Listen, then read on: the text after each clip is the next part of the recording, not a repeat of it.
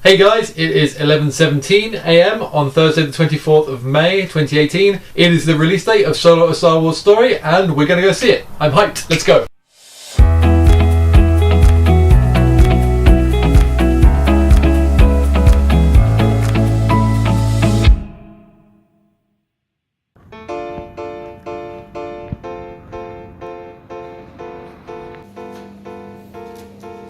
Oh my god, that was so good. I'm just going to get home now and then we can talk about it.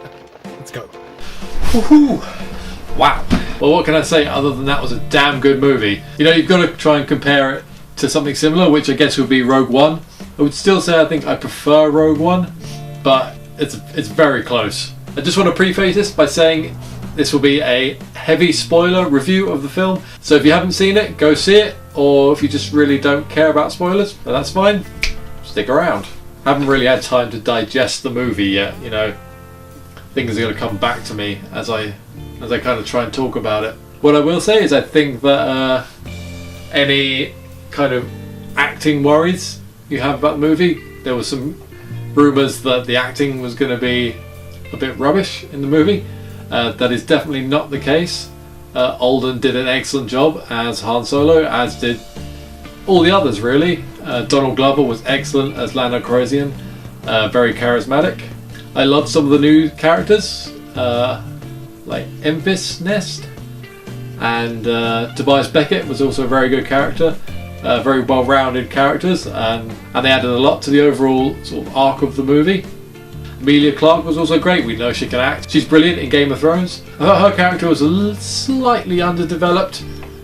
In that you kind of miss that section of her life and they never really bring it up. They kept saying, you know, oh, you won't believe what I've done, and then you never really find out what she did. So that's the only kind of empty plot point I felt there. In regards to the overall story, I liked it. You know, you start off with Han as a street rat, riffraff. I don't buy that. Bad.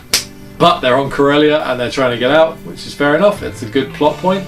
I enjoyed the whole shipbuilding aspect of that. It'd been nice to have seen a tiny bit more of that, but it's really cool seeing the Star Destroyers being built overhead and all that kind of stuff. Of course, Han gets out and then he's trying to be a pilot in the Imperial Navy, I guess.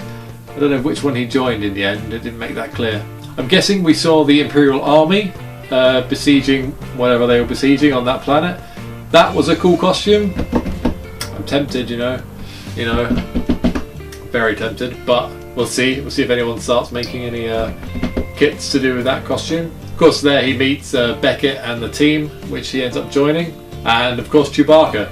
I guess it was kind of predictable that the beast in the pit was going to be Chewbacca. Although their fight was really good.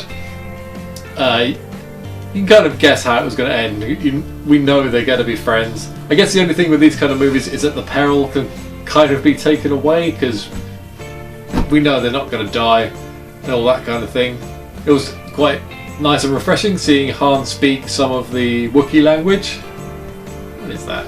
Shuriwook, apparently. I think I do that. But yeah, that was quite nice. And of course they make a kind of instant friendship. I guess Chewie takes a liking to him. And then of course they go off onto the job, which is their sort of one of the big set pieces of the movie, which is the train heist. It was a very good set piece, you know, pretty exciting. You've got the ship trying to steal the fuel shipment, and then the pirates trying to steal it off of them, and the troops trying to stop them. You saw I don't know what they're called. They're like snow troop. They got the big snow things and a mix of snow trooper, tank commander helmet. Those guys are quite cool as well. Of course, they lose the shipment. Big explosion.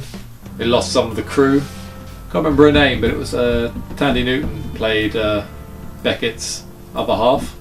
Of course, we lose her and the pilot. So, of course, who do they need?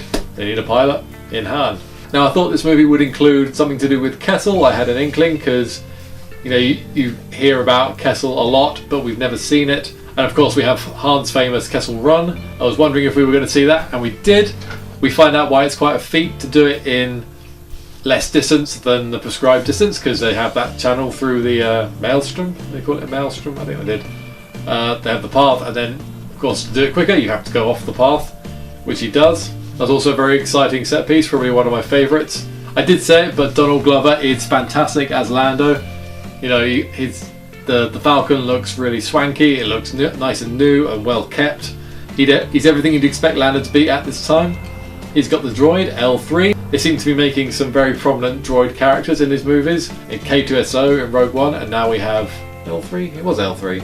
She was, of course, a droid activist fighting for their rights. Not sure if I liked that plot point at all. You know, it gave her character, because it is a she for once. We actually have a female droid. Yeah, I'm not sure I liked the whole act. It gave her something to do. It helped the story along in that way when they get to Kessel and whatnot. But found it quite annoying, really, if I'm honest.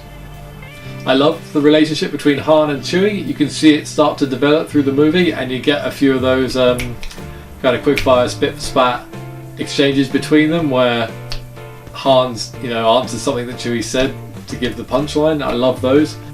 And I like that they carried this over from the original trilogy. You know, you have Chewie speak something in Chewie-wook and then Han answer in English. If I had to pick a favourite character, I don't know. I did like Tobias. Tobias Beckett was a good character. Of course, ends up betraying them eventually and kind of being the bad guy. But we see Hans learn his lesson and does kill him in the end. Yeah, he was just a good character. You know, he got things done. He was a excellent shot with his gun. A bit of a gunslinger, a bit of a cowboy kind of feel. This whole movie had a sort of heist slash kind of western feel about it, which I guess is exactly what you kind of guess for a Han Solo movie, so they hit the points there. Oh, heavy spoiler now. Darth Maul. Fucking loved that they had Darth Maul in it. Oh my god. So I'm a big fan of all of the animated things that they do. Clone Wars Rebels. Of course, we've got the new one this autumn in Star Wars Resistance. I will definitely be watching that. But if you are a fan of the Clone Wars, you know that Darth Maul did not die on Naboo. In the Clone Wars, in one of the best arcs of the Clone Wars, in about season 4 or 5, Darth Maul comes back, they find him again, bring him back, and he sets out to take over all the crime clans. So he makes alliances with Crimson Dawn, the Pikes, all that lot, and kind of almost unites them behind him, and becomes head of that. And the arc of that ends in the Clone Wars with a fantastic fight between Maul and Savazo Press and Darth Sidious. It's one of the best lightsaber fights in Star Wars, in my opinion. But they've kind of brought that back into canon, which I love. Well, not brought back, reaffirmed it as canon by having Darth Maul as the leader. Yeah, I didn't know anything about that. I fucking love it. I didn't get any spoilers actually going. It is opening day today. The day that I'm doing this is the opening day of Solo. So there's definitely no spoilers out and about really as of yet, apart from anything that's leaked. And I'm so glad that one was not leaked, because that's probably my favourite twist. Yeah, I kind of guessed Kira wouldn't go. Again, I wonder if we'll see her again, because they've kind of left her open-ended as kind of running Voss's show there. So yeah, I wonder if they'll bring her back at some point. Oh yeah, of course we get some other cameo appearances from characters. You know, we have is it Ezio Two Tubes they call him, the guy with the mask, and those he pops up. You assume it's the same person, a part of Neth's rebel group. Warwick Davis was in there, apparently playing the same character as he did in episode 1, which is the guy on the pod race stand next to Watto. Apparently it's the same guy.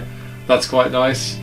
I quite like that you see the Empire as being quite a strong force, and even the stormtroopers seem to be quite a tough presence, you know, especially in the beginning of this movie. You get that sense of the Empire controlling everything, and there's really no getting away from it for them.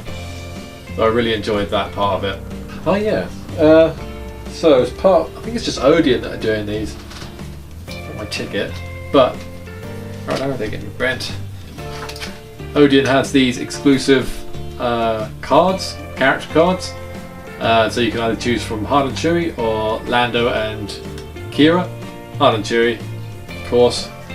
But yeah, those are two nice additions they're doing on this opening weekend in the shape of these Sabacc cards. But yeah, a nice little touch there on those.